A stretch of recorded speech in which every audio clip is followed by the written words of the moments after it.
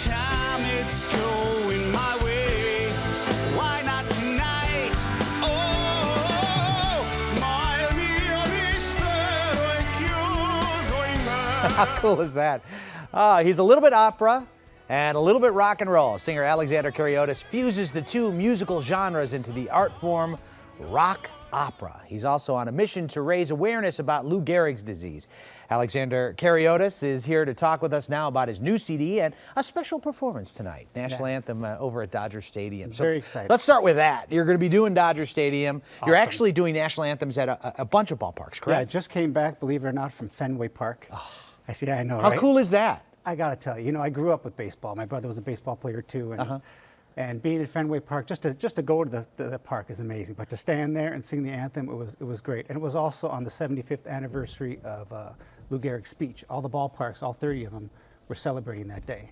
Fantastic. And to be there with all those people who are all working to fight this disease, it was hard not to cry. I was very emotional. Well, let's talk a little bit about that. Your brother had ALS, right? Yeah. Which is Lou Gehrig's disease. Yeah. For those that aren't aware of ALS, it's such a devastating disease. It's a terrible disease. Tell me what happens.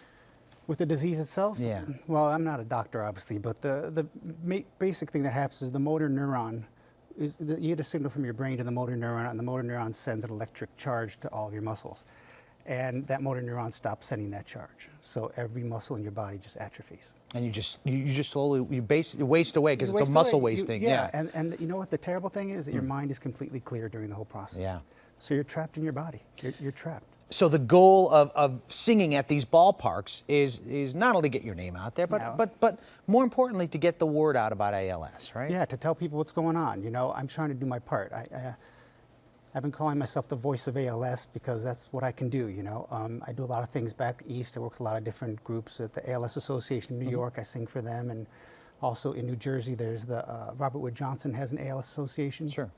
We've been doing concerts, raising money for them. So, and I got to say, this is kind of a little personal mission for me because my brother lived out here, and it was here where he got diagnosed. And when it was time for him to go home, we hopped in a convertible and did the brotherly trip all the way back to Chicago. And it was here where he lost his voice. And for me tonight, it's the Kariotis voice is going to sing once again. That's beautiful. Yeah. And, well, you're so unique because you've mashed up two things that don't really necessarily go together. Although we have seen rock operas, we've seen some rock stars who have really big voices. That's what you're bringing to the stage, right? I'm trying to do something different. I really am a rock opera artist because of the life I've led. My brother was a rock singer in Chicago. He was with a band that had a couple albums out, and he was very famous. And I was a little boy following in his footsteps, and he was nice enough to let me have a little rock band that opened up for him. And we had a sit-down when I was graduating high school. I said, I want to follow in your footsteps. And he said, I think there's something more in your voice that you're not letting out. And I thought he would just put me down, and that was it, But he took me to see Luciano Pavarotti, and we weren't listening to classical music at the time. And he said, let's go get some more culture. And when I heard that voice, it clicked for you. That was the moment. Okay, take a listen. was wasting away, caught between lies and its lie refrain. Well, this time it's going my way. Why not tonight? You can't help but hear a little Freddie Mercury, a little Steve Perry, right? Steve Perry, for sure, yeah. I mean, these are great, come from great rock bands. I have no problem having to say that. Great, beautiful voices, right? Yeah, well, Steve Perry was the idol, growing up. It was my brother and then Steve Perry. That's what I was trying to be. Right? I had to say it that way. And if I said Steve Perry first, I would have gotten a beating, Chicago beating. You know what I'm talking about. I know exactly what you're talking about. This half slap upside.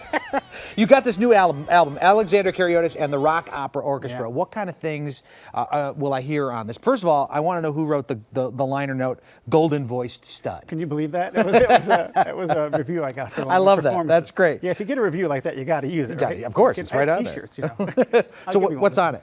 It's original music. What I do is I take, like in Nessun Dorma, we take an operatic aria and infuse original rock music around it. And it's this combination, this coming back and forth, this amalgamation of both styles.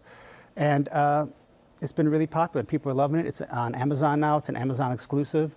You can learn a lot more at alexanderkariotis.com. I love it. I love it. And the neat thing about the album is just to show the testament of this playing with all these different genres, I have 2 guest artists on there. Yeah. I did a collaboration with David Sanborn. Yeah.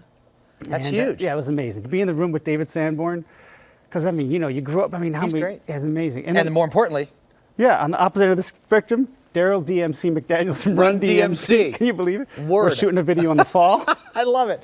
All right, for more information about Alexander Kariotis and his links to his website and more about his music, or you can go to Dodger Stadium, go to KCAL9.com, click on Seen on TV, Alexander.